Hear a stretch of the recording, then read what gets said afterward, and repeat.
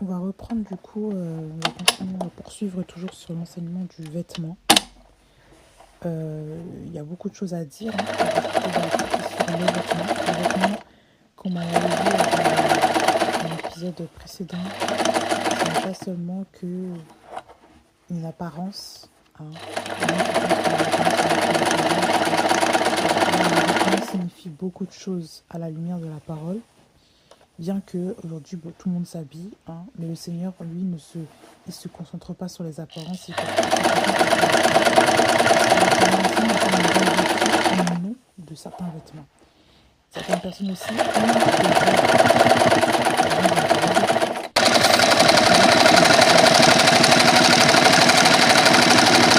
et dans la parole, on va prendre quelques passages pour qu'il y en a qui ont des robes qui les ont blanchies, hein, qui représentent la justice, comme on l'a vu, c'est bien qu'ils se sont revêtus du fin lin qui représente la justice, voilà, et que ces robes-là, on les a blanchies dans le sang de l'agneau. Ces sont purifiés de leurs mauvaises œuvres. Parce que les œuvres aussi qui sont impures, qui sont sales, et bien sur la... Ça se répercute sur la robe. Donc ces gens-là ont pris leur robe et les ont lavés dans le sang de l'agneau. Hein. Et ce sang-là, c'est lui qui nous justifie. C'est en ce sang-là que nous sommes justifiés. La justice d'Élohim n'est pas une justice humaine,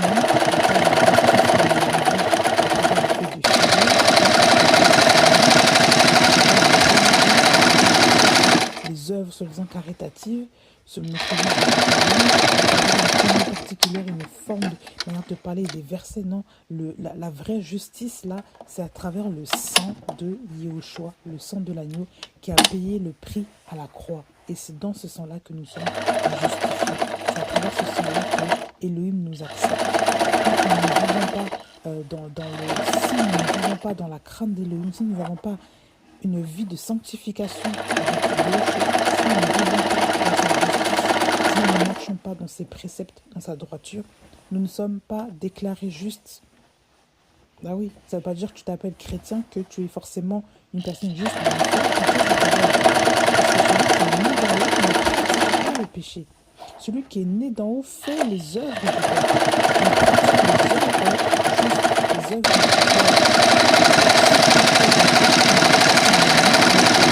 Tu ne vas pas pécher volontairement, tu vas pécher l'esprit de l'œil. Donc par rapport à ce que je suis en train de vous dire, je vais apporter des occurrences bibliques, beaucoup de versets bibliques, pour que vous puissiez les avoir, hein, dans votre stock, dans votre bagage personnel, dans votre... qu'on puisse passer ces différents et que vous puissiez savoir qu'il y a beaucoup... il faut reconnaître que la parole est vraie. On ne se moque pas de la qu'ils vont aller au ciel. Beaucoup de gens pensent que c'est au fait d'aller à l'église qu'on va aller au ciel, c'est au fait de bien chanter, de pleurer tous les dimanches qu'on va aller au ciel. Ce n'est pas ça. Ce n'est pas ça. Et là, aujourd'hui, on va s'arrêter sur le vêtement.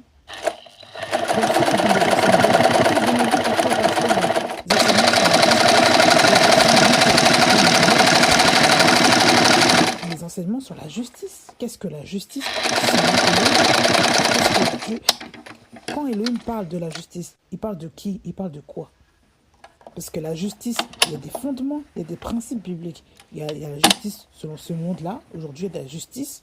Quand on parle de la justice, on parle de la loi, des tribunaux, des gouvernements qui appliquent certaines choses, tout ça. Voilà, c'est pour ça que c'est est couvert. Si tu marches dans la justice du pays, ben, tu n'as pas besoin d'aller en prison. Mais quand tu parles de la justice du pays, tu fais des amendes. Tu vas même en prison.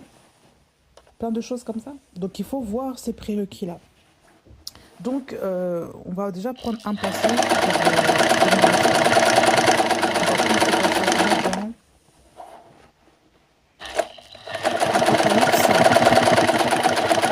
Apocalypse 12 jusqu'au verset.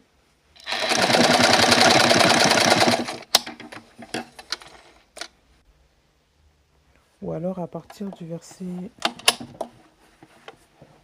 Oui, à partir du verset 9, je vais commencer. Là, c'est Apocalypse 7, elle relate en fait la vision que l'apôtre Jean avait vue en fait par rapport à la fin des temps, par rapport il se transportait en esprit, il était en relation avec soit des anges, soit les anciens. Et donc ici, on apprend certaines choses sur le vêtement. Apocalypse 7, à partir du verset 9. Après ces choses, je regardais et voici une grande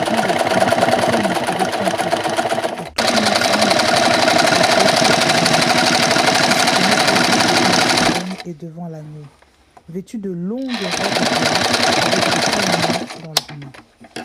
Et il crie à grande voix en disant, le salut est à notre Elohim, qui est assis sur le trône et à l'agneau.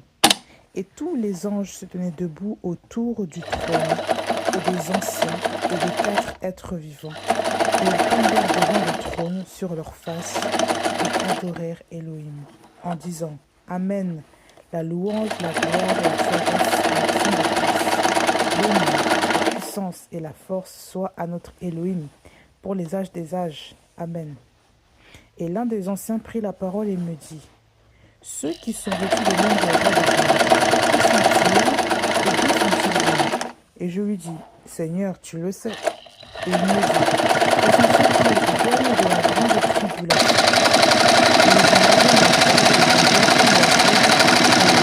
Et de l'agneau. Voilà. Ils le servent jour et nuit dans son temple, et celui qui est assis sur le trône dressera sa tente sur eux, etc., etc. Donc, quand on va finir encore, ils n'auront plus faim et n'auront plus soif, et le soleil ne tombera plus sur eux, ni aucune chaleur, parce que l'agneau qui est au milieu du trône les pètera et les guidera par le et leurs yeux. Donc ici, quand on voit en fait le langage du Seigneur, voilà. Ici, l'ancien demande de robes blanches. Qui sont-ils? D'où sont-ils venus? Qui sont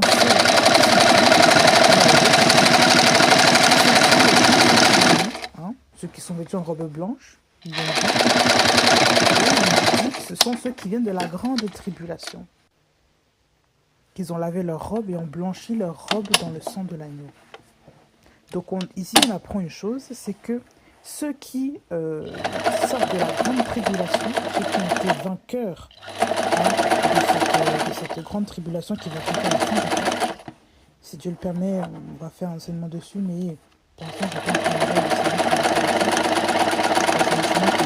c'est très profond. Donc la grande tribulation, c'est après l'enlèvement de l'Église. Il y aura beaucoup de perturbations, il y aura beaucoup, ce sera une grande persécution vraiment globale. Et en fait, il y en a qui vont revenir après cela et qui auront quand même lavé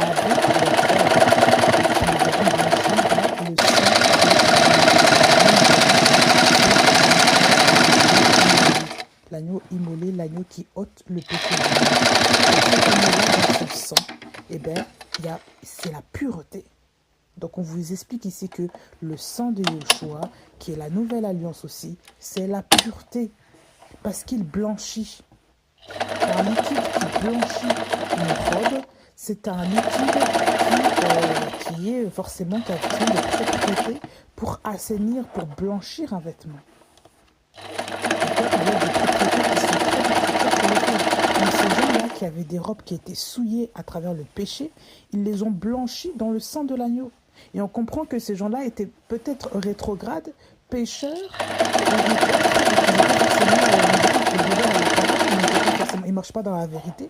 Et donc ces gens-là, ce sont les gens qui ont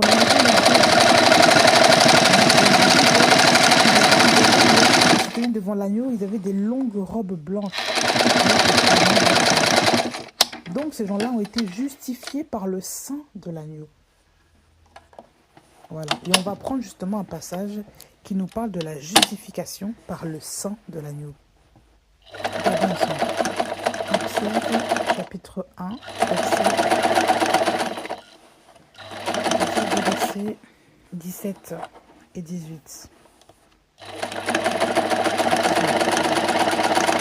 Pierre, chapitre 1, versets 17 à 19. Je vais continuer si je vois autre chose.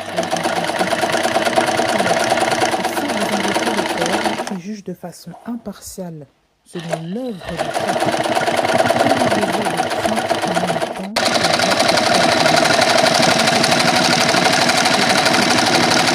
que vous avez été racheté de votre veine, que vos ancêtres vous avez transmise, mais par le sang précieux du Machia, comme d'un agneau sans défaut et sans tache.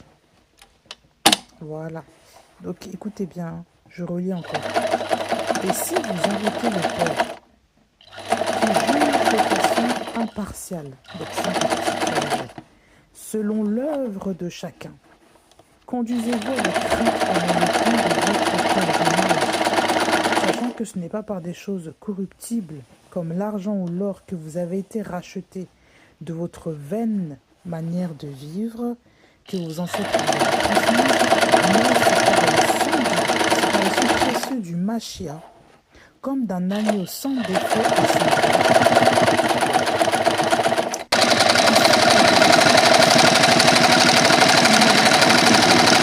par l'argent, par l'or, par les choses, par les traditions que nos ancêtres nous ont transmises, par les vaines manières de vivre. On parle des vaines manières de vivre. Dans l'enseignement précédent, si vous l'aviez écouté, par rapport aux vêtements, on avait vu que le mot vain, ça venait du mot vanitas, qui venait lui-même du mot faux, quelque chose de faux, qui sert à rien, qui est vain, qui est inutile. Et en fait, la vraie racine, c'est le mot faux. Donc, une chose qui est vaine, c'est une chose qui, ça sert à rien, bref, ça n'a pas de but, c'est une erreur, c'est une sorte de voilà, ça ne sert à rien. Et on sait que dans nos gènes naturels, les ancêtres nous ont transmis des manières, des cultures, des machins, plein de choses, plein de vestiges ancestraux par rapport à la manière de vivre.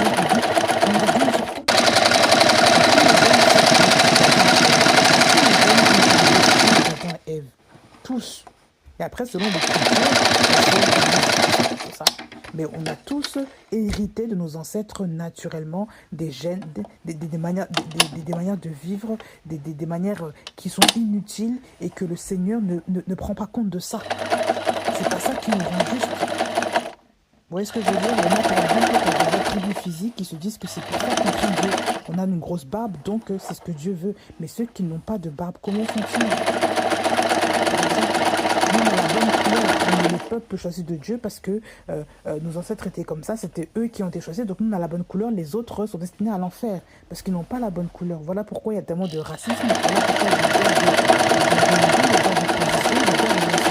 parce qu'on s'estime être juste devant Dieu à travers des fausses choses.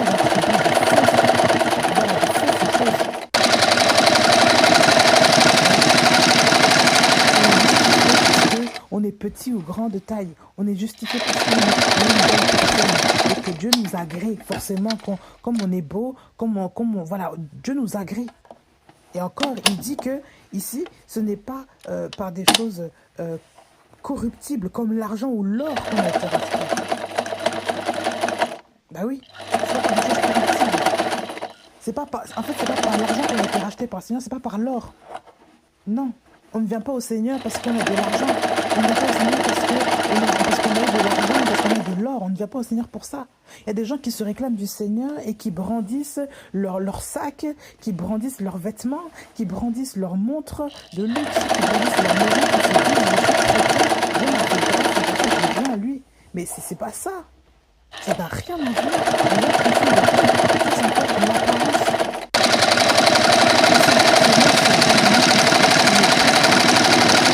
Il n'y a pas la connaissance précise comme Paul l'enseignait. Beaucoup ont été voilés de cette connaissance-là. Mais on nous dit que c'est par le sang précieux du Machia, comme d'un agneau sans défaut et sans tache. Et en plus, au verset 20, on vous dit qu'il est prédestiné en effet avant la fondation du monde et manifesté dans les derniers temps à cause de vous. Donc, le sang précieux, comment dire, on a été racheté par le sang précieux du Mashiach. Le sang précieux. Le sang. Comme d'un agneau sans défaut et sans tache. C'est pas un agneau qui est impur, c'est un agneau qui est sans défaut, sans tache. Il devait apporter le sacrifice, là, l'offrande. Il devait pas de défaut. Avec des caractéristiques précises. Comment dire, même l'agneau de la Pâque devait avoir un an, il ne devait pas avoir de défaut, il ne devait pas être bizarre, non, il devait être, voilà, il devait être intact physiquement, il devait avoir un handicap particulier. Il y avait des prescriptions. Quand vous relisez, comment dire, la loi, vous allez comprendre maintenant, comment dire, les évangiles. Parce que ce n'est que comment dire, une ombre des choses qui sont maintenant.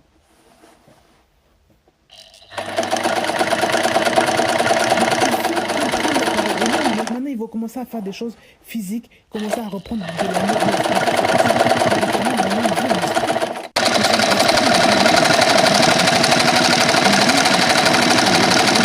De machin, c'est la sorcellerie maintenant là.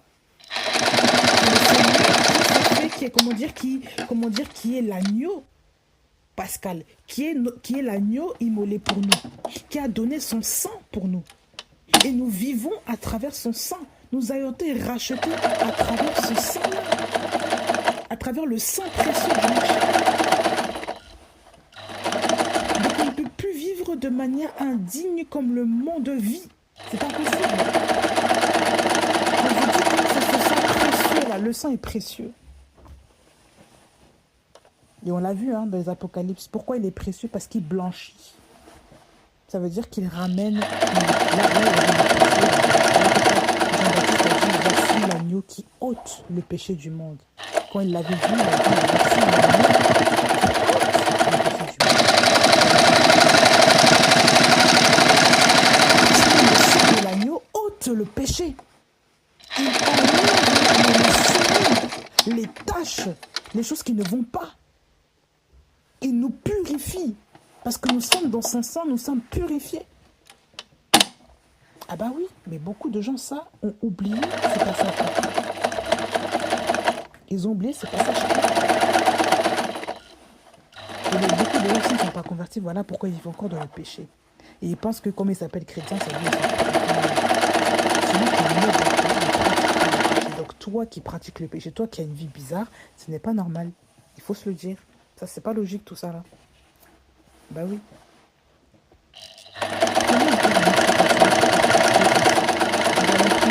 Nous allons aller dans Romains, dans le chapitre des Romains 5.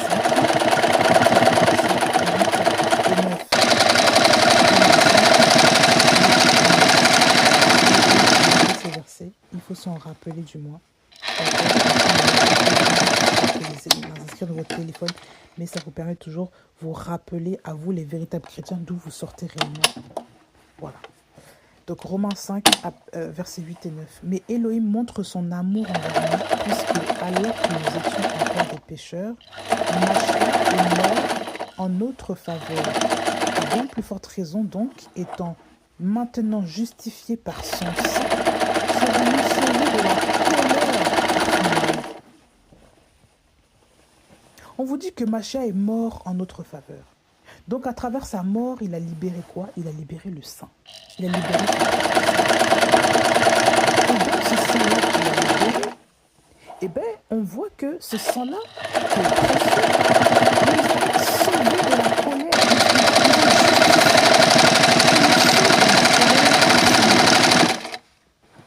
Ah oui, on vous dit ici qu'à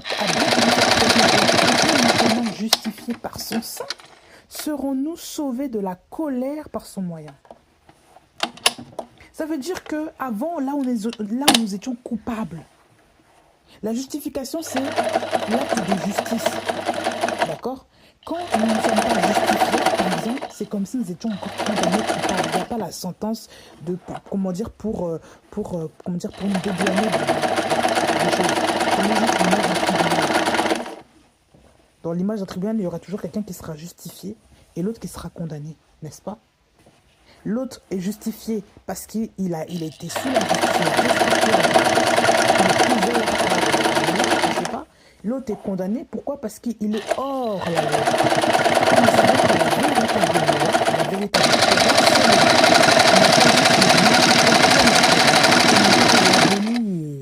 il est venu pour l'accomplir,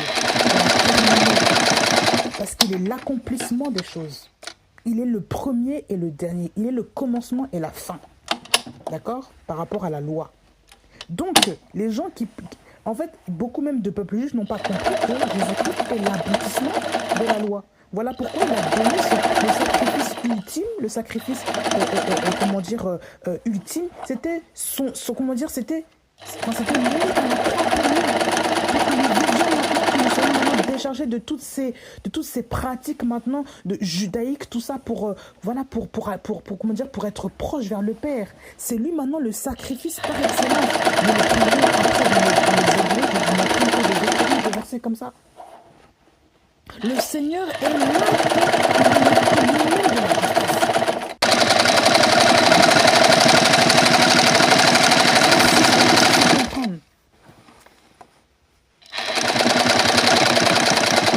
Dans Colossiens 2, à partir du verset 14, il a effacé l'acte dont les dogmes étaient contre nous et qui nous étaient contraires, et il a enlevé hors du milieu de nous en le clouant à la croix. Qu'est-ce qu'on voit ici? Regardez. Quand on parle du mot effacé, il a effacé l'acte. On vous parle, il a oint, ou il a lavé de toutes parts, barbouillé, c'est-à-dire il a couvert de boue, il a enduit, il a plâtré, il a effacé l'acte, dont les dogmes, donc les dogmes sont les doctrines, les décrets, les ordonnances.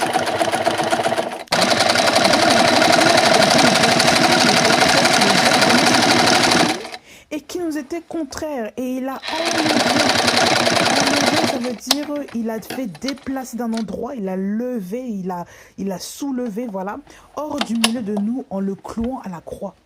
Donc toutes ces choses-là dans lesquelles nous étions condamnés par le monde, notre vaine manière de vivre, les malédictions familiales, nos péchés en nous-mêmes, toutes ces choses-là qui nous condamnaient pour que nous mourions dans le péché, parce que nous ne connaissons pas le sacrifice de Yahushua à la croix pour nous. Il a enlevé tout ça. Ça, c'est en Jésus-Christ. Il a enlevé hors du milieu de nous en le clouant à la croix. Donc, toutes ces choses-là sont clouées à la croix. Pourquoi? Parce que nous sommes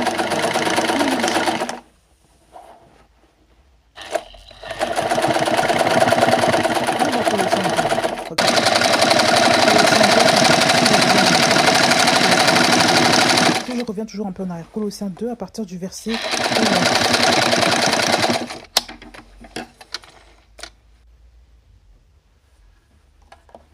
C'est en lui aussi que vous êtes circoncis d'une circoncision qui n'a pas été faite avec la main, par le dépouillement du corps du péché de la chair, par la circoncision du Mashiach, ayant été ensevelis avec lui dans le baptême, dans lequel aussi vous êtes ressuscités ensemble, par le moyen de la foi, en l'efficacité de lui qu'il a réveillé d'entre les morts.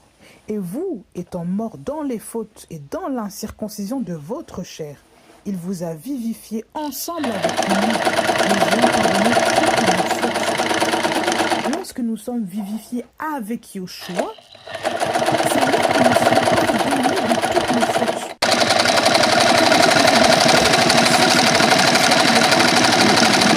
Comment dire, son sacrifice, le fait qu'il est mort et qu'il est ressuscité. Donc si nous prenons que Yahushua est mort et ressuscité, ça veut dire que tout le péché qui était en nous avant, nous le laissons à la croix et nous marchons maintenant dans la justice du Mashiach. Nous sommes comme ressuscités avec lui, assis à la droite du Père. Oui, c'est ce que la Bible nous dit. Elle nous dit ici que nous ayons été ensevelis avec lui dans le baptême. dans lequel aussi vous êtes ressuscités ensemble par le moyen de la foi. Donc c'est par la foi que nous sommes ressuscités aussi maintenant de manière spirituelle. Nous avons la foi que nous sommes ressuscités. En l'efficacité d'Élohim qui l'a réveillé d'entre les morts. Donc nous croyons que Élohim aussi l'a réveillé d'entre les morts selon son efficacité.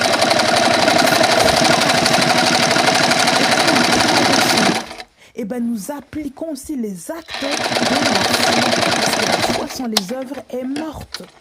Jacques, dans le chapitre de Jacques, Jacques nous dit ça. La foi sans les œuvres est morte. Et vous, étant morts dans les fautes et dans l'incirconcision de votre chair, il vous a vivifié ensemble avec lui. Avec lui, nous ayons pardonné toutes nos fautes.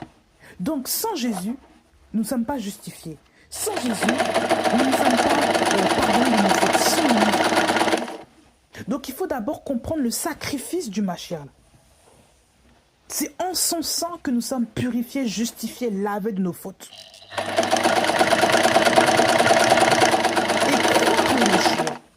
C'est pratiquer, c'est garder ses commandements, pratiquer sa justice. Parce que nous faut marcher maintenant. Regardez juste l'exemple, encore une fois, du tribunal. Qu'est-ce que la loi, qu'est-ce que le gouvernement vous demande? On vous demande de respecter la loi. Parce que la loi, c'est la justice de l'État. D'accord? Si vous ne respectez pas la loi, vous êtes alors hors la loi. Vous êtes hors du sentier. Donc, qu'est-ce qui se passe? Donc, vous êtes déjà, si on vous contrôle là, si on vous attrape là, vous êtes amende. On peut vous arrêter, on peut vous mettre en garde à vue. On peut vous enlever certaines choses parce que vous ne respectez pas les conditions légales. Vous êtes hors la loi. Vous êtes comme un malfaiteur. Ben oui. Il y en a même qui peuvent même partir en prison. En tout cas, vous êtes condamné par la loi. Vous allez payer un prix à cause de vos péchés. La Bible dit aussi que le salaire du péché, c'est la mort.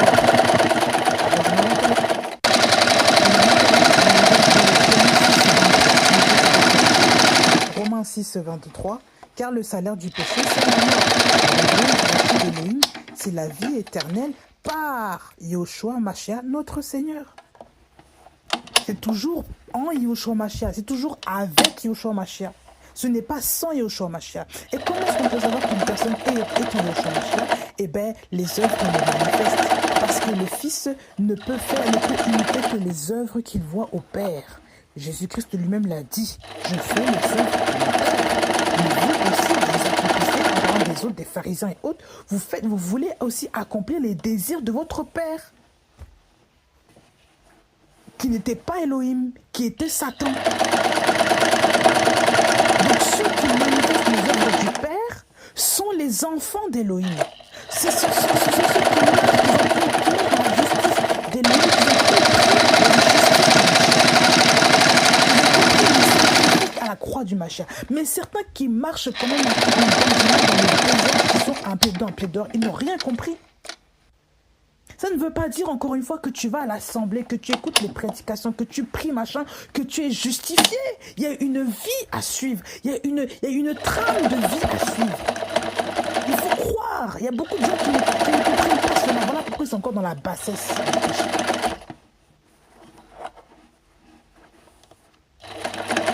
Ils sont encore dans la bassesse du péché.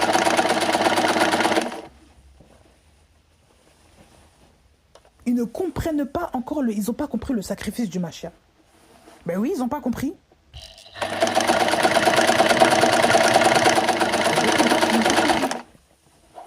Bah ça, oui. Comment voulez-vous qu'on nous explique? Le sang là, le sang pur là, c'est en Mashiach seul.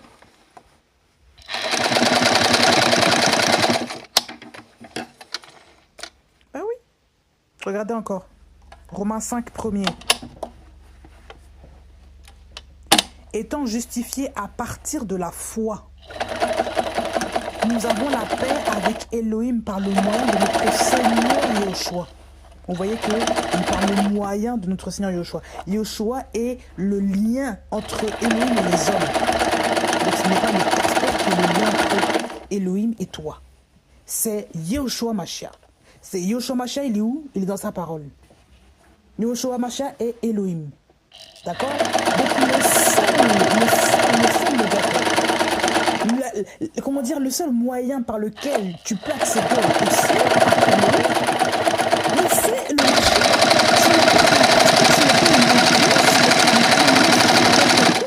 Ce ne sont pas des chants bibliques ou des chants parce que tu écoutes des chants, tu as connexion avec le Père, pas du tout. Tu n'as rien compris. Les païens aussi écoutent parfois des musiques chrétiennes, ça vous ne savez pas? Bah oui. Parfois même ils dansent dessus. Parce que soi-disant ça fait juste bouger là. Mais quand vous regardez la vie, c'est pas ça. On vous dit c'est qu'on est justifié à partir de la foi. Pourquoi la foi? Le sang du Mashiach, tu ne le vois pas physiquement, tu le sens en l'esprit. Tu es justifié parce que tu crois au sacrifice du Mashiach. En ce Mashiach-là qui a donné de sa vie pour toi. Qui a donné de son sang pour que tu sois sauvé, pour que tu sois justifié, pour que tu sois protégé de la colère à venir. Oui, parce que si nous ne sommes pas justifiés, et bien nous serons alors condamnés, donc nous aurons la colère.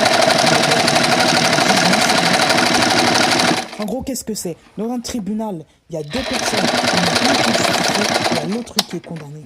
D'accord? Ça, on le sait.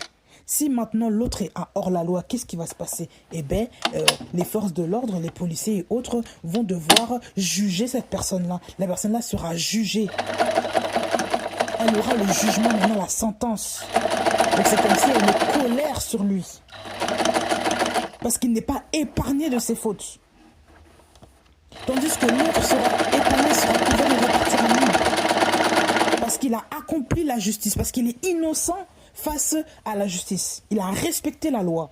Et aujourd'hui, notre loi, c'est le Mashiach. Notre loi suprême, bien sûr, c'est le respect de la parole, il n'y a pas de souci. Mais notre loi suprême, c'est d'abord la loi du Mashiach. La loi qui est de respecter ses principes, de respecter ses commandements, donc une personne maintenant qui ne respecte pas la loi du Mashiach, qui ne respecte pas les préceptes de Jésus-Christ, ne peut pas accéder au ciel parce qu'elle n'est pas justifiée. Elle ne croit même pas de base. Parce qu'une personne qui ne croit pas une chose ne le fait pas. Donc si tu ne fais pas les œuvres de la parole, ça veut dire que tu ne crois pas vraiment en celui qui a mis ces œuvres-là en place, qui est le Mashiach lui-même. Donc tu n'as pas la foi. Donc la foi, c'est les œuvres. Donc nous sommes justifiés à partir de la foi, à partir de la foi. Nous ne sommes pas justifiés à partir des œuvres. On n'est pas justifié parce qu'on va à l'église, parce qu'on va se lever à l'assemblée. On est justifié à partir de la foi. Et c'est là que nous avons la paix avec Dieu. Comment dire la paix avec Dieu, comment dire, voilà, la paix c'est nous allons dans une assemblée. Nous n'avons pas la paix parce que nous sommes en relation avec le pasteur. Nous n'avons pas la paix parce que nous sommes en relation avec tel prophète, tel chantre ou je ne sais quoi. Nous n'avons pas la paix parce que nous sommes en communion avec nos frères et sœurs. Nous avons la paix parce que nous avons la foi en Mashiach et nous appliquons sa parole. Et la paix n'est pas extérieure. La paix est d'abord avec le Père, parce que nous mettons sa parole en pratique. Parce que les gens qui veulent vivre pieusement selon la parole seront persécutés. C'est ce que la Bible dit. Si nous vivons pieusement selon la parole, nous serons forcément persécutés parce qu'il y aura des faux chrétiens partout, des païens et autres. Donc on ne peut pas le Mashiach, la suprême là. Est-ce qu'on comprend ça?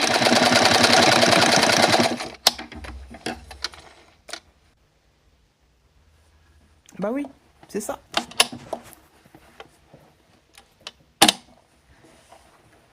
Regardons encore Romains 3, à partir du verset 21. Mais maintenant, sans la Torah, est manifestée la justice d'Élohim. La Torah et le prophète nous rendant témoignage. Mais la justice d'Élohim, par le moyen de la foi en Yehoshua Mashiach, pour tous et sur tous ceux qui croient, car il n'y a pas de différence, car tous sont péchés et n'atteignent pas la gloire de Dieu, étant justifiés gratuitement par sa grâce, par le moyen de la rédemption qui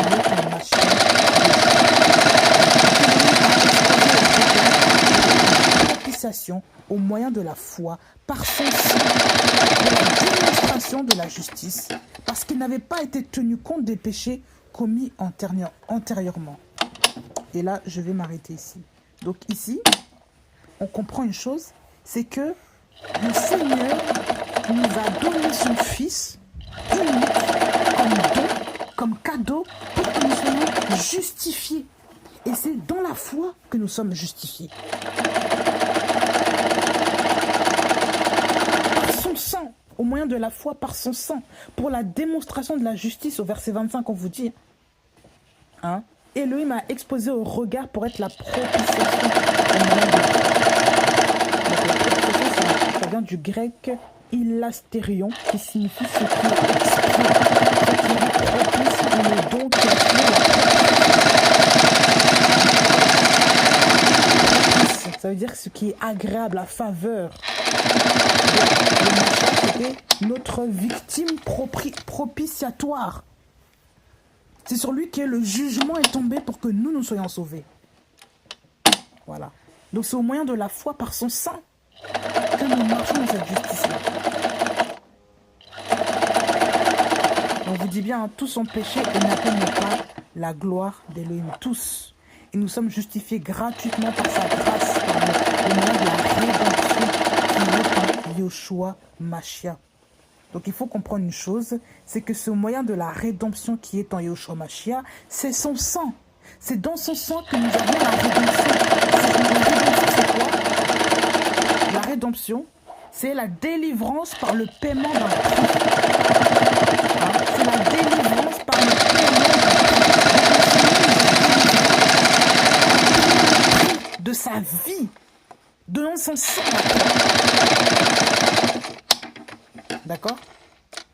Donc Yeshua nous a délivrés du péché, de la puissance de Satan et de la loi mosaïque.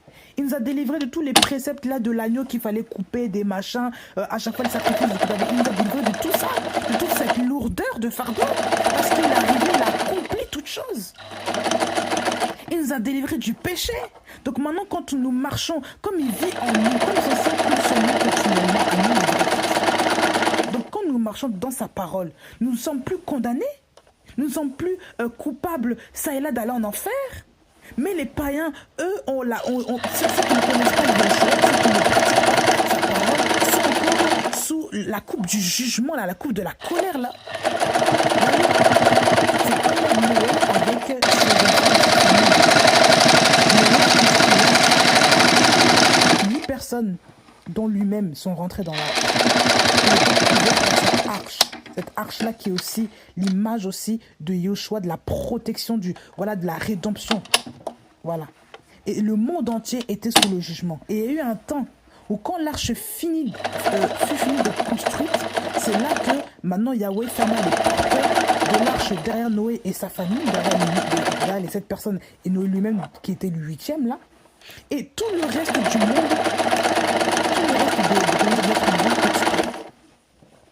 tous les êtres humains, comment dire, les oiseaux, tout ça, morts, tout le monde était sous le jugement. Parce qu'il fallait purifier cette terre. Il fallait la purifier. Bah oui, c'était la colère. Pourquoi? Parce que l'homme était méchant. La Bible en parle.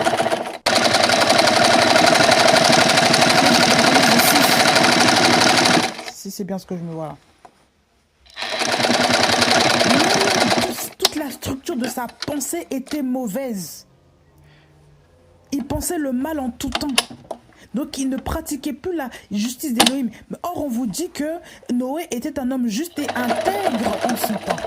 Donc la justice, il marchait avec Élohim. Je vais prendre ce passage encore pour vous révéler ce truc. Parce qu'il faut que la parole rentre. Il faut qu'on comprenne ces principes-là. Regardez. C'est Bereshit 6, hein, c'est ça, c'est Genèse 6.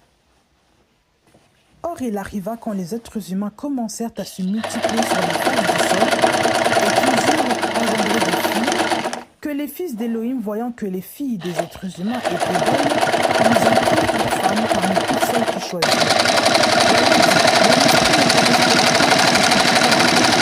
Il n'est que chair, et ses jours seront de 120 ans. Les Nephilim apparurent sur la terre en ces jours-là, et aussi après que les fils d'Élohim furent venus vers les filles des êtres humains, et qu'elles eurent enfanté pour eux. Ce sont ces hommes puissants qui, dès les temps anciens, furent des hommes du monde.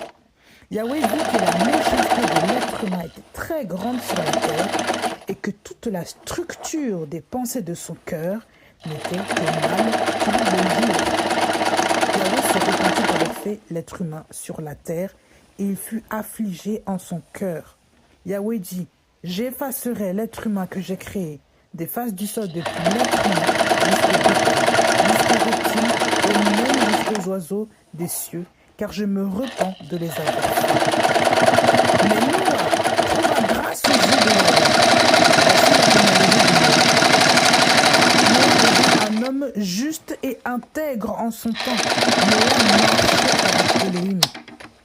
Noah engendra 3 fils, Shem, Cham et Japheth. La terre était corrompue en face d'Élohim. La terre était remplie de violence.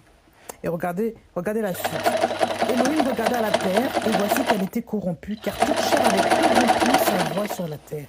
Élohim dit à Noah, la fin de toute chair est venue en face de moi, car la terre est remplie de violence face à eux, et voici, je les détruirai avec la terre. Fais-toi une arche de bois de gopher. Tu feras cette arche en cellules et tu la couvriras de poids à l'intérieur et à l'extérieur, etc. Après, tout ça. Donc, même dans tout ça, on vous dit que non seulement Noah, était juste et intègre en son temps,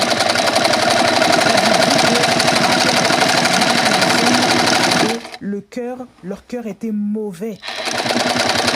On vous dit que toute la structure des pensées de leur cœur n'était que mal tout le jour. La méchanceté de l'être humain était très grande. Donc les gens qui sont méchants, on ne parle pas de la méchanceté forcément physique, oui, enfin, il y a ça aussi. Mais leur cœur, la structure des pensées de leur cœur n'était que le mal. Le mal, en tout cas. On a parlé rapidement du mal dans la vidéo précédente, mais j'aimerais revenir dessus encore par rapport au mal là, que les gens font là. Il y a des gens qui sont mauvais. Ils ont le cœur mauvais, ils convoitent. C'est des mauvais cœurs. Ils sont mauvais cœurs. On vous dit que Satan est le père du mensonge. Pourquoi toi, chrétien, tu mens?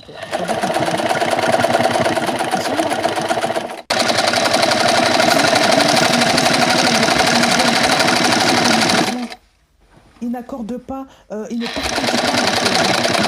Ils donnent beaucoup, mais ils gardent ça pour eux. C'est de la méchanceté. Tu sais que l'autre est dans le besoin, mais tu ne veux. Tu es méchant.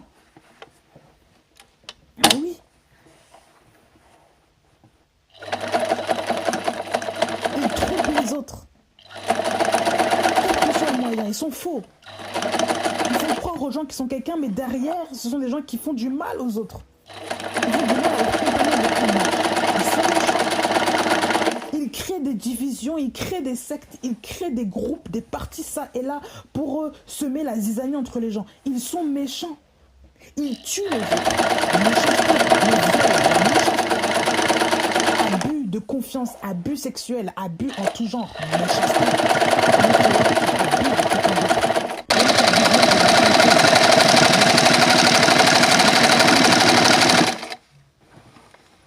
Déjà, si tu abuses tu es déjà un manipulateur. Tu n'as même pas de compassion pour la personne en face de toi. Il y a des gens qui demandent toujours des services aux mêmes personnes. Ils demandent toujours des services aux mêmes personnes. Parce qu'ils savent que la personne va venir. Ils les utilisent maintenant comme des esclaves. Vous êtes méchants. Vous n'avez même pas de scrupules pour dire à la personne aussi, je dois aussi apprendre à me débrouiller seul. Je peux aussi demander à quelqu'un d'autre si j'ai vraiment besoin. Non, il faut toujours que tu demandes toujours à la même personne. Tu es méchant. Tu fais déplacer tous les jours là. Il faut vraiment être méchant pour pour faire du mal sciemment aux gens comme ça et se placer derrière une position de faiblesse. C'est de la manipulation, c'est de l'escroquerie. C'est de la méchanceté.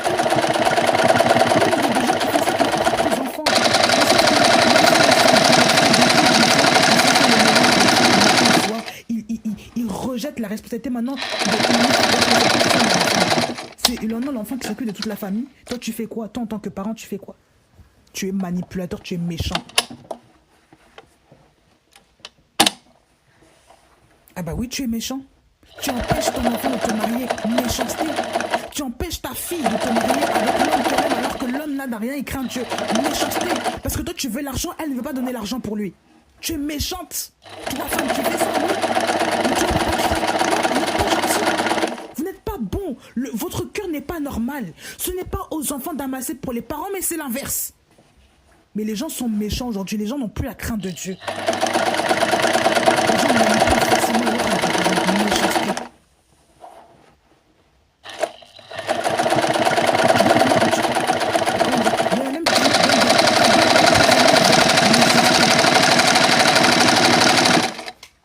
Tu fais des cadeaux pour cette femme-là est mariée. Méchanceté. Tu fais concurrence avec une femme parce qu'elle a ça. Tu veux la combattre dans son œuvre. Méchanceté. Tu salis la réputation des autres dans leur dos. Et en fait, tu ne dis rien. En face, là, tu es là tout gentil avec eux, mais derrière, tu les casses, tu les salis auprès de ceux que... Oh, voilà. Non, tu es méchant.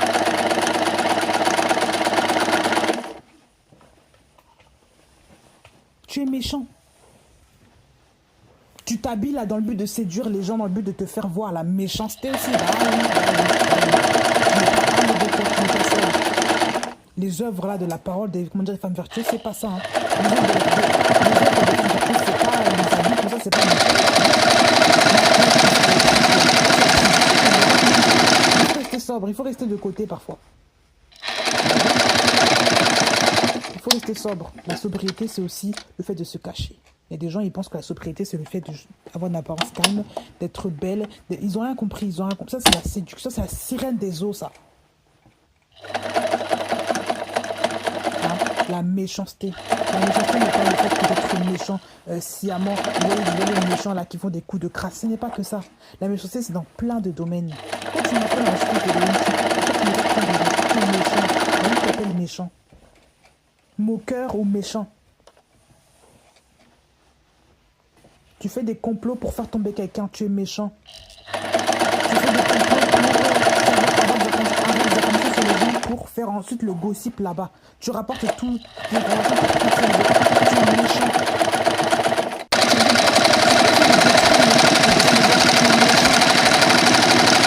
Tu veux toujours t'incruster dans les affaires des autres qui ne te concernent pas. Tu es méchant.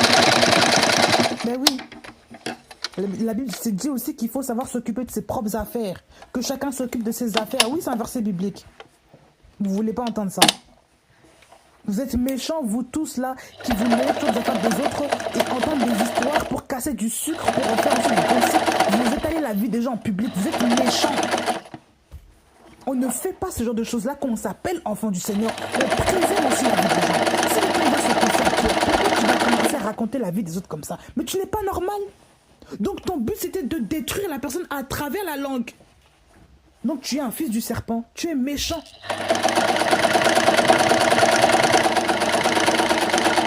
Toi, femme mariée, tu casses ton mari tout le temps dans son dos.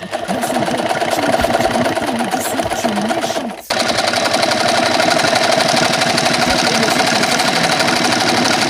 Désinguer ta femme devant tout le monde, devant tes collègues, devant tes... Tu es méchant. Ben oui. Il y en a même, ils font ça avec leurs enfants. Ils crachent sur leurs enfants, ils cassent leurs enfants de tout le monde, ils exposent leur vie comme ça, ils les salissent. C'est de la pure méchanceté. Mais je ne sais pas comment les gens peuvent être méchants comme ça, ils s'appellent chrétiens.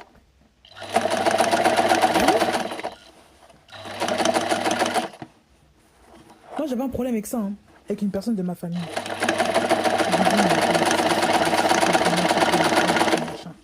Mon mari a dit une phrase, il m'a dit, tu sais, si tu sais que cette personne-là est méchante avec toi, moi à ta place, je la bloque. Parce qu'on ne veut pas se laisser pourrir, il ne faut pas que tu te laisses avoir comme ça. Donc déjà, il faut savoir le cœur, parce qu'on ne sait pas pourquoi tu laisses toujours comment dire, pourquoi tu accordes du crédit, après tu vas, parce que tu commences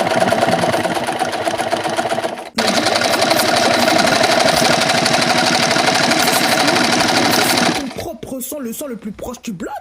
Parce que ça va pas. Et quand il a dit ça, ça m'a parlé directement, j'ai dit oui, il a raison. Parce qu'il y a des gens, tu peux rien faire. Pour se préserver, parfois, il faut couper les ponts avec certaines personnes. Parce que la Bible dit qu'il faut garder notre cœur plus que toute autre chose. Et je pense que Noah expérimente aussi qu'il se gardait des mauvaises compagnies, qu'il se gardait des mauvaises, des mauvaises œuvres, des gens de la terre, tout ça, des gens là où il habitait. Parce qu'on vous dit qu'il était juste et intègre en son temps. Ça veut dire qu'il y a des choses qu'il ne pratiquait pas, il y a des choses qu'il ne disait pas, il y a des choses qu'il ne faisait pas. Et on vous dit en plus qu'il marchait avec Elohim. Hein. C'est pas un mensonge, il marchait avec Elohim. Verset 9, Noah devint un homme juste et intègre en son temps. Noah marchait avec Elohim.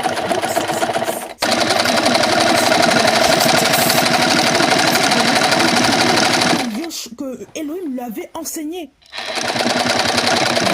Il y a des choses qu'il faisait que Elohim était d'accord avec lui parce qu'il craignait Dieu. On vous dit qu'il marchait avec Elohim. Un pécheur ne marche pas avec Elohim. Donc c'est là qu'on comprend que même que Noah était sauvé, lui avec sa famille, tout ça, ils étaient convertis. Bah oui. Il a trouvé grâce aux yeux de Yahweh. Donc Yahweh l'a épargné de ce jugement-là. Il a épargné Noah de la colère qui devait se répandre sur les gens de la terre. Parce que son cœur était juste et intègre. Son cœur n'était pas tourné vers le mal. Nous laissons embourbés dans les histoires du monde au point où nous baissons nos bras. Comment dire,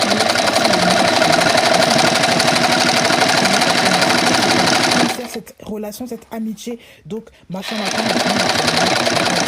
intègre. Bah oui.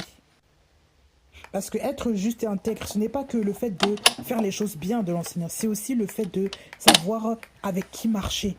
Parce que si tu marches, par exemple, une personne qui est complètement sale, enduite de boue, tu lui tiens la main, tu vas pas avoir de la boue sur toi? Tu vas avoir de la boue sur toi. N'est-ce pas? Donc si tu tiens la main de cette personne-là, tu seras aussi... Si tu ne veux pas de boue, tu ne pourras pas marcher avec cette personne-là. Tu vas devoir t'éloigner de cette personne-là. Et le péché, on va dire que c'est comme la boue.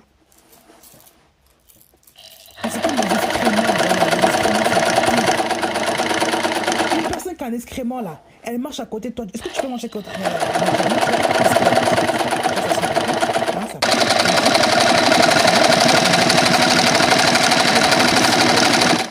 Donc on va prendre nos distances, on va être resté très très loin. Comment dire, les excréments ça sent. Donc on sait qu'il y a quelque chose qui ne va pas. Donc comment est-ce que toi qui es propre, tu vas marcher avec quelqu'un qui est sale, tu veux devenir maintenant sale aussi aux yeux des gens? Voilà.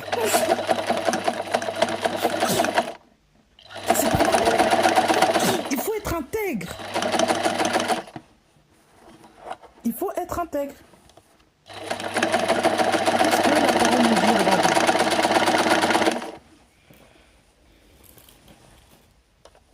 Psaume 15. Il y en a plusieurs, hein. Psaume 26, psaume 15. Psaume de David. Yahweh, qui séjournera dans ta tente? Qui habitera sur la montagne de ta sainteté? C'est celui qui marche dans l'intégrité,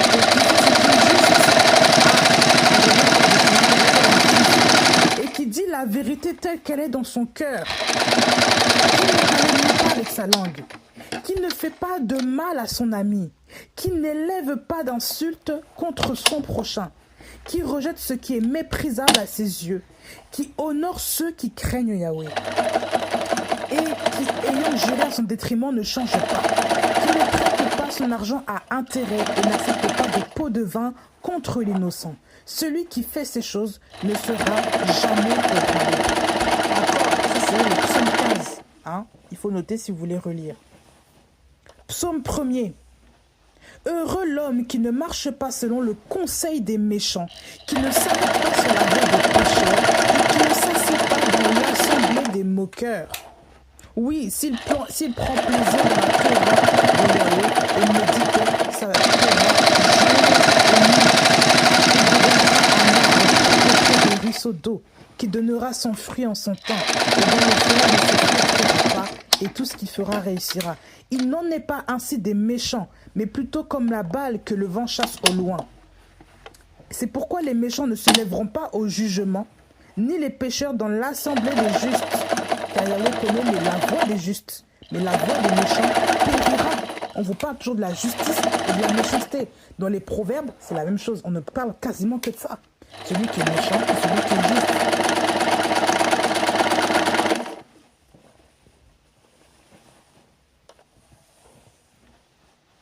Les méchants, les pécheurs, ils sont mis dans le même lot. Et on vous dit dans le verset 1er, celui qui ne marche pas selon le conseil des méchants, qui ne s'arrête pas sur la voie des pécheurs, qui ne s'assied pas dans l'assemblée des moqueurs. Donc Noah était un homme qui forcément n'avait pas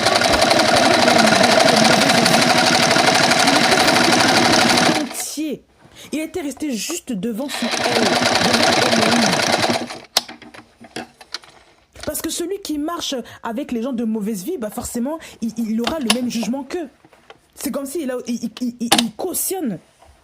Hein? C'est comme si toi, tu es ami avec un meurtrier, tu sais que la personne a tué quelqu'un et tu ne dénonces pas. C'est-à-dire que tu es complice. Donc toi aussi, tu auras un jugement parce que tu n'as pas été capable de défendre la justice. Tu sais que l'homme a tué quelqu'un, tu l'as vu tuer quelqu'un. Tu le sais de toi-même. Hein? Tu le sais, tu es conscient. Tu es complice. Tu ne vas même pas dénoncer la personne. C'est-à-dire que tu es complice. Donc toi aussi, tu valides l'action de la personne. Donc tu auras aussi un jugement parce que tu es complice. Bien que tu n'aies rien fait, tu es complice. Et si aussi tu n'assistes pas les personnes en danger,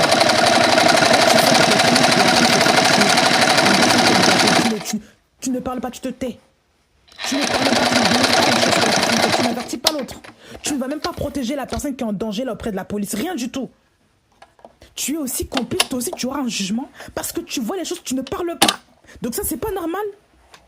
Être dans la vérité, ça demande de prendre position. On ne peut pas être dans la vérité et être à la fois dans le mensonge et se taire devant les choses du mal. Alors que tu vois les choses, toi tu ne les dis pas. C'est pas normal. Et tu as même des compagnies qui sont bizarres. Donc non, non. Ça, c'est pas d'Elohim tout ça là. Ah bah, il faut dire la vérité.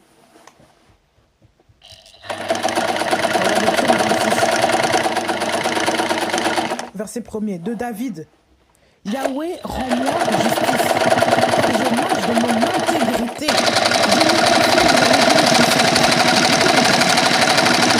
Justice, car je marche dans mon intégrité. Il n'était pas partagé un pied dedans, un pied dehors. L'intégrité, c'est le fait d'être entier. Le fait de ne pas être altérable, le fait d'être, voilà, de ne pas être décomposé, tu es entier, tu n'es pas cassé, tu n'es pas, voilà, tu n'es pas partout, en fait, tu n'es pas double, tu n'es pas faux, tu es vrai. Tu es vrai devant les hommes, devant Elohim, tu es vrai devant tout le monde, tu n'as pas deux visages.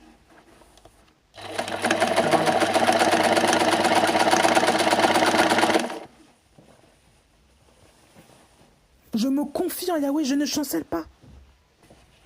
Je ne m'assieds pas, regardez au verset 4, je ne m'assieds pas avec les hommes faux, je ne vais pas avec les gens dissimulés. Verset 5, je hais la compagnie de ceux qui font le mal et je ne m'assieds pas avec les méchants.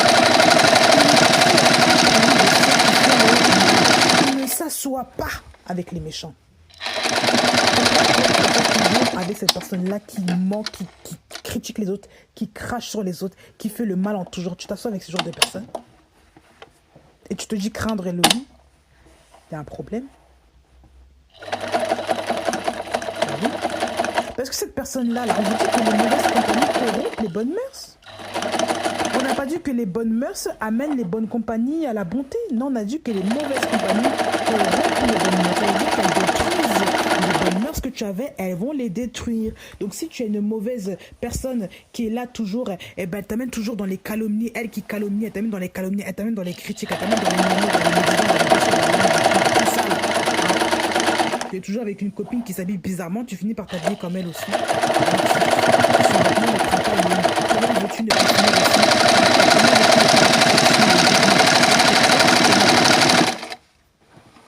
trouvez ça logique?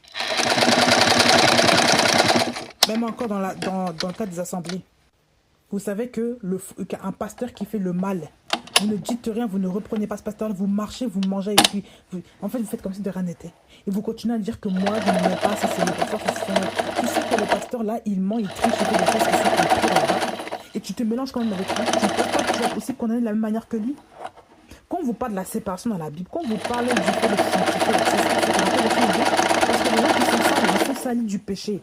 Leurs robes là sont teintées de saleté. Ils sont remplis de cochonneries spirituelles. On vous dit que la truie est remplie de ses il y a des gens, ils sont remplis de boue, et vous qui êtes lavés par exemple du marché,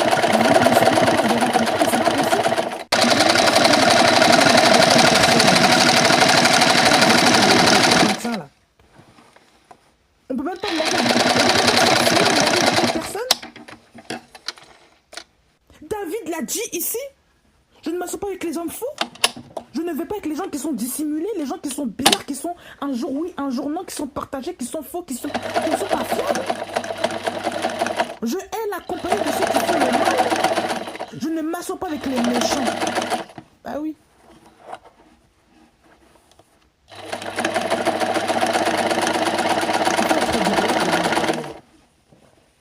Regardez, je finis, hein.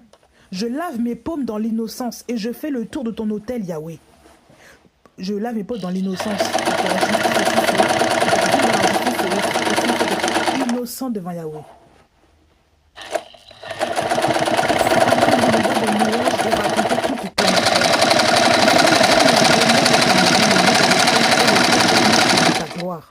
N'enlève pas mon âme avec les pécheurs, ma vie avec les hommes de sang, dans les mains desquels il y a de la méchanceté préméditée et dont la main est pleine de pots de vin.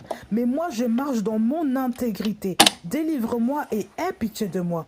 Mon pied se tient dans la droiture. Je bénirai Yahweh dans les assemblées. On vous dit, verset 9, n'enlève pas mon âme avec les pécheurs, ma vie avec les hommes de sang. Ça veut dire qu'il ne veut pas, comme il était un père, il ne voulait pas aussi que Yahweh les prenne comme dans une même soupe là et les mette à la poubelle et les mette, voilà, tout ça. Il a dit n'enlève pas ma vie avec les pécheurs.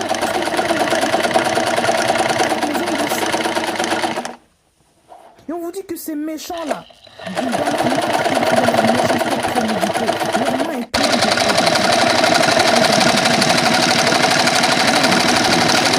mais dans leur cœur n'est pas honnête. Ils se disent être du Seigneur, ils se disent être gentils, or que dans leur cœur, ils ont déjà de l'aversion contre vous. Bah oui, ils ont un mauvais cœur. Pourquoi tu vas prendre juste... En fait, toi, tu es comme un gazi, tu es comme affaibli par les cadeaux. Et tu ne connais même pas le cœur de la personne. Être enfant de Dieu, c'est aussi être sincère. Être enfant de l'homme, c'est aussi rester dans la sincérité, rester dans la droiture. Et des choses, même si la personne veut t'offrir, là, tu sais que son cœur n'est pas bon, tu ne prends pas. Eh bien oui, ça c'est la vérité. On ne prend pas le cadeau de tout le monde. Il faut parfois refuser les cadeaux de certaines personnes. Il faut dire non, il faut donner ça à quelqu'un. Il faut les gens les offenser inutilement. Il faut dire simplement, je ne prends pas tes cadeaux.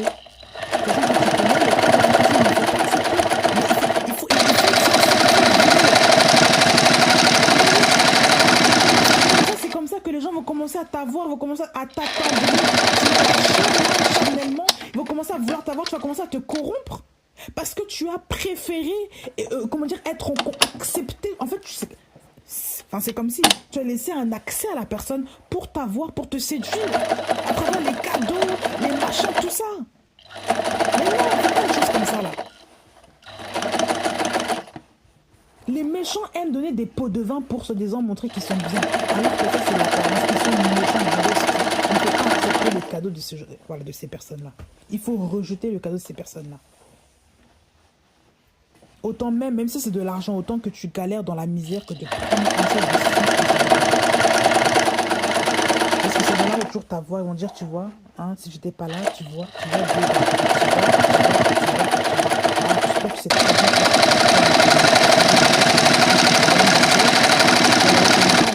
On avait déjà parlé de ça dans Matthieu. il faut se méfier des gens qui ont toujours des habits, machin, mais au-dedans d'eux, ce sont des loups ravisseurs. Ils sont menteurs.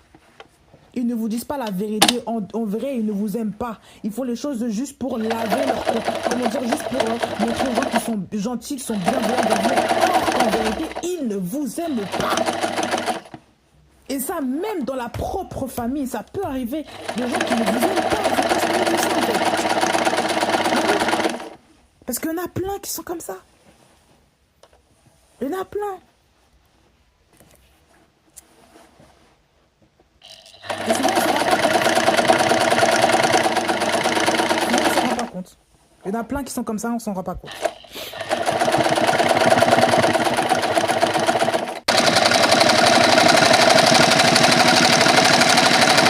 Matthieu 26, 28. Matthieu 26, 28. Ça, c'est Jésus-Christ qui parle. Ayant pris la coupe, il rendit grâce, il la leur donna en disant « Buvez-en tous, car ceci est mon sang, celui de la nouvelle alliance, qui est répandu à beaucoup pour le pardon des péchés. » Ceci est mon sang. Donc le sang du Mashiach, c'est celui de la nouvelle alliance. Ça veut dire que tu fais maintenant une nouvelle alliance entre toi et le Mashiach. Il y a la paix entre toi et le Mashiach. Qui est répandu pour beaucoup, on vous dit, pour le pardon des péchés. Pour le pardon des péchés. Donc, lorsque parce que tu l'as en toi, tu l'as bu, tu l'as sur toi, et maintenant c'est ça, il te couvre.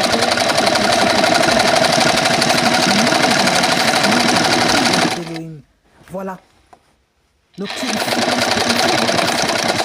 mais ceux qui sont de Satan, ceux qui ne croient pas en Elohim, ceux qui ne croient pas en lui véritablement, ne peuvent pas accomplir les œuvres de Yahushua, ne peuvent pas accomplir les œuvres qui témoignent que nous sommes enfants d'Elohim, que nous sommes du Mashiach. Pourquoi? Parce que ils sont partagés et nous sommes dans le mensonge. Voilà, tout simplement. Donc le pardon des péchés. On le comprend ici, le pardon des péchés.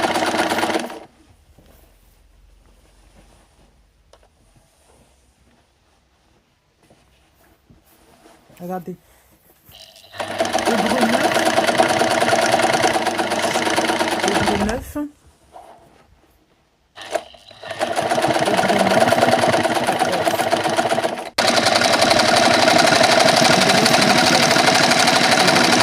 On parle des sacrifices et de l'explication. Maintenant, c'est la révélation. La révélation montre le sacrifice qui a été fait dans la loi et maintenant le sacrifice du Mashiach. Car si le sang des taureaux et des boucs et la cendre d'une génisse dont on purifie par aspersion ceux qui sont impurs, sanctifie quant à la pureté de la chair, et bien plus le sang du Mashiach, qui par le moyen de l'Esprit éternel s'est offert lui-même à Elohim sans défaut, purifiera-t-il votre conscience des œuvres mortes pour servir l'Elohim vivant. Donc ce sang-là, le sang du Mashiach, par le moyen de l'Esprit éternel, il purifie notre conscience des œuvres mortes.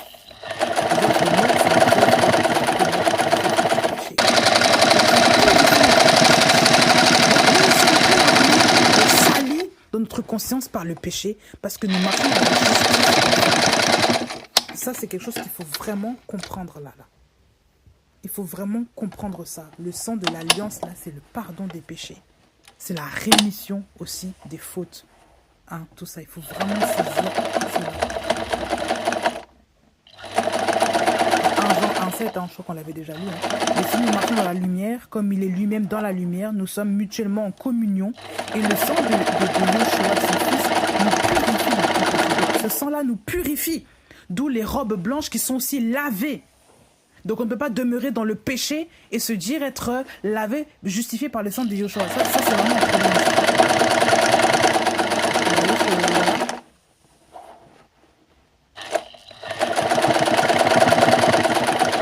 Éphésiens 2, 13.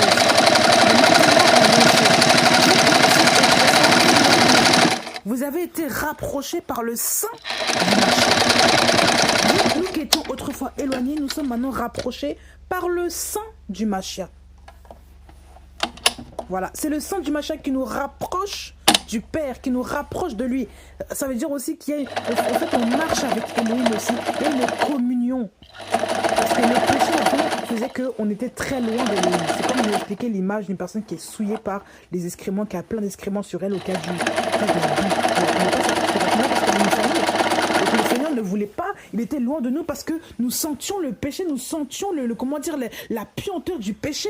Mais maintenant que nous sommes lavés, purifiés, on peut s'approcher de lui, il s'approche de nous. Donc c'est ce sang-là qui nous a purifiés, qui nous rapproche de lui. Parce que nous demeurons dans ce sang.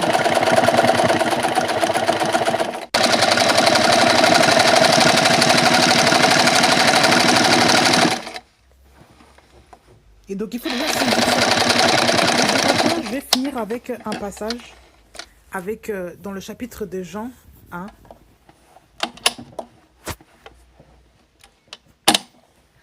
Alors, Jean 8, à partir du verset 38, là c'est Jésus qui parle. Jésus parle à ceux qui ne sont pas d'Élohim, donc aux pharisiens, dont il y a certains de la foule. Moi je dis ce que j'ai vu chez mon Père, et vous par conséquent, vous faites ce que vous avez vu chez votre Père. Donc ici on apprend une chose. Ici, Yoshua est le fils de Dieu. Il dit, moi je dis ce que j'ai vu chez mon Père, et vous par conséquent, vous faites ce que vous avez vu chez votre Père. Ça veut dire que de base, nos actions reflètent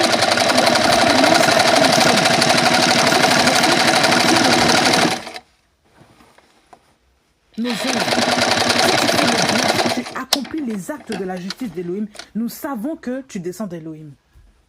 Mais si tu marches avec les pécheurs, si tu fais des choses qui ne sont pas écrites dans la Bible, si tu contredis la parole, si tu fais des actes qui ne sont pas corrects dans le péché en lui-même, tu n'es pas de lui, tu n'es pas de Satan.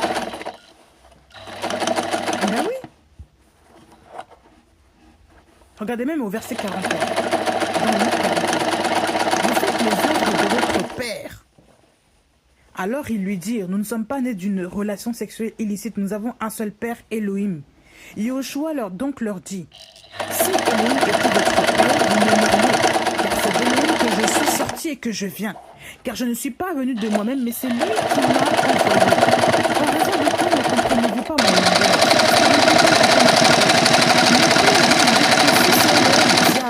Et vous voulez accomplir les désirs de votre Père. Il a été meurtrier dès le commencement et ne s'est pas tenu dans la vérité parce que la vérité n'est pas en lui. Quand il dit le mensonge, il parle de ce qui lui est propre parce qu'il est menteur et le père du mensonge. Mais pour moi, parce que je dis la vérité, vous ne me croyez pas. Qui d'entre vous me condamne de péché? Et si je dis la vérité, en raison de quoi ne me croyez-vous pas? Celui qui est issu d'Élohim entend les paroles d'Élohim, mais vous n'entendez pas parce que vous n'êtes pas d'Élohim. Ça veut dire que celui qui prêche la vérité, qui n'est pas écouté de ceux qui se disent chrétiens, ne sont pas d'Élohim. Tout simplement. Il y a un blocage là. Il y a notre enseignement. Il y a beaucoup de gens qui se disent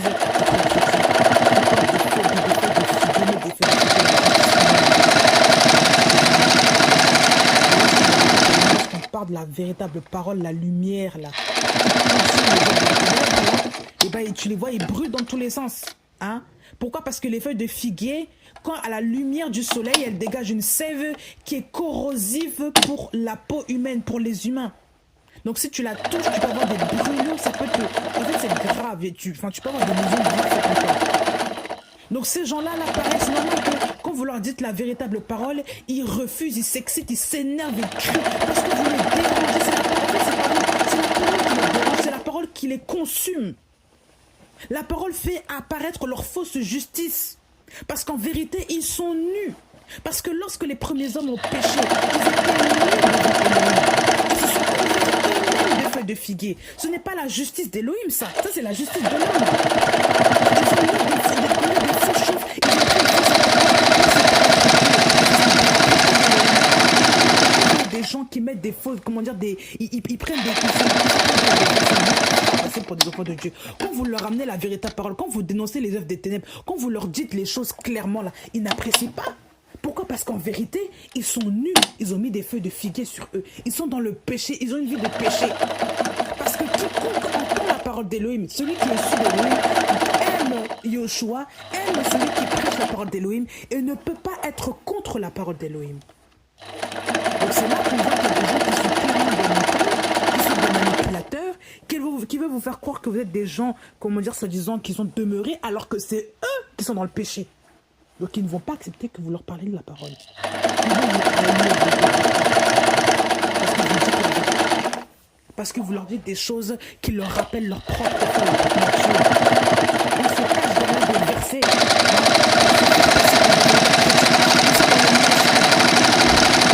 Ils sont pécheurs déjà depuis l'origine.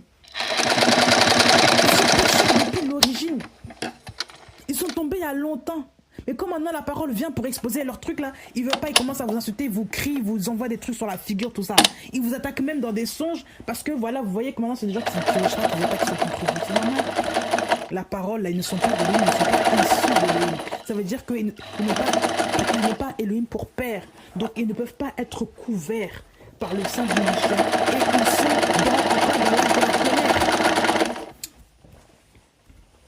ils sont dans la colère. Ils sont encore dans la colère. Ils sont dans la colère d'Élohim. Mais oui, ils sont sur le sujet, parce qu'ils ne sont pas répartis, ils sont dans le péché, ils vivent une vie, ils ne sont pas intègres, ils ne sont pas droits, ils n'ont pas accepté le Seigneur, le choix, comme Seigneur, de base, tout part de la foi. Si tu n'as pas la foi, tu ne peux pas accomplir les œuvres du Mashiach. C'est impossible. Regardez juste un tout dernier passage là, regardez. Jacques 2. Jacques 2. À partir du verset 17. De même aussi la foi, si elle n'a pas les œuvres, elle est morte en elle-même. Mais quelqu'un dira, toi tu as la foi et moi j'ai les œuvres. Montre-moi ta foi à partir de tes œuvres et moi je te montrerai ma foi à partir de mes œuvres. Tu crois qu'Élohim est un, tu fais bien. Les démons le croient aussi et ils tremblent. Mais veux-tu savoir, ô homme vain, que la foi sans les œuvres est morte? Abraham, notre père, ne fut-il pas justifié à partir des œuvres quand il offrit son fils Yitzhak sur l'autel? Tu vois que la foi agissait avec ses œuvres et que c'est à partir de ses œuvres que l'Écriture. Abraham crut en Elohim et cela lui fut compté comme justice. Et il fut appelé ami d'Élohim. Hein? Noah marcha avec Elohim. Hein? On est amis, on marche avec son ami aussi. Voilà. Vous voyez donc que l'être humain est justifié à partir des œuvres et non à partir de la foi seulement. Et de même aussi Rahab la prostituée. Ne fut-elle pas justifiée à partir des œuvres en recevant les messagers et en les renvoyant par un autre chemin? Car comme le corps sans esprit est mort, de même la foi sans les œuvres est morte.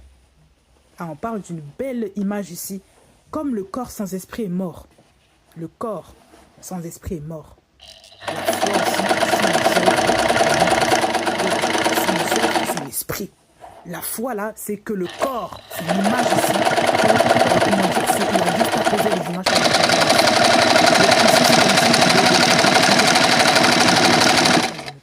Ils ont des cadavres, ils ont que les... Vous voyez des habillés, vous voyez des tombeaux, machin, qui sont habillés, vous voyez des gens qui sont habillés. Des cadavres, des morts vivants, mais au-dedans, ils n'ont pas l'esprit d'Élohim. De même que le corps sans esprit est mort, la foi aussi sans les œuvres est morte. Parce qu'on vous dit que ceux-là, dans la parole, là, comme les Abraham, il crut en Yoshua, il crut en Elohim, hein? Il fut justifié à partir des œuvres quand il offrit son fils sur l'autel. Mais oui. Et ça lui fut compté comme justice. On ne peut pas croire en Yoshua, on l'entend, on ne peut pas. Ce sont des menteurs. Qu'est-ce qu'ils vous disent ça là? N'écoutez pas des gens comme ça, éloignez-vous de ces gens. Parlez-leur la parole, c'est vous qui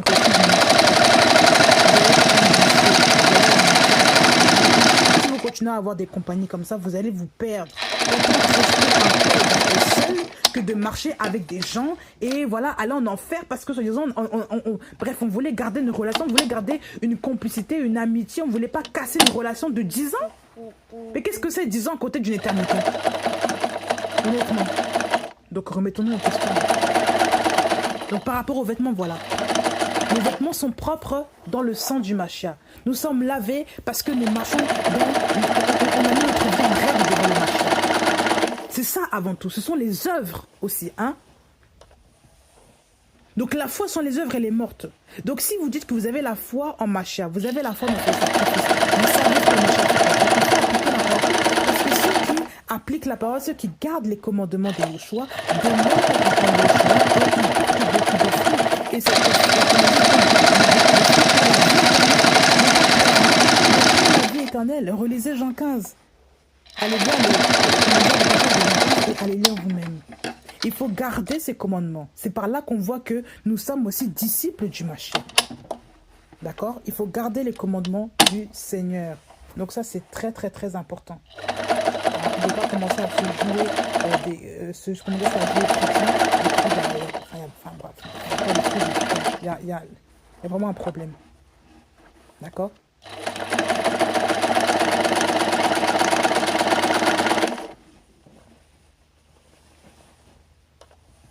Il faut vraiment garder la parole du Seigneur. Il faut garder la parole du Seigneur. Donc il faut revenir au chapitre de Jean 15. Voilà, Jean 15.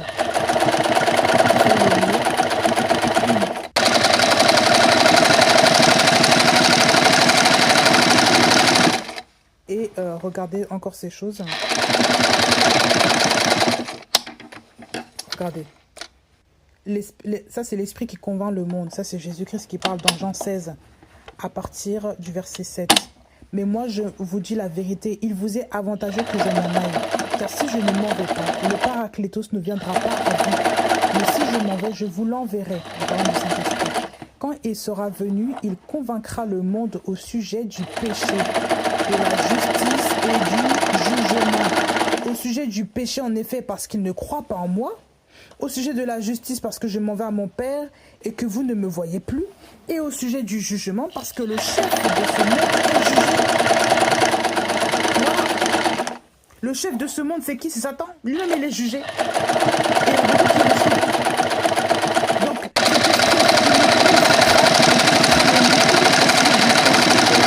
du jugement, il convainc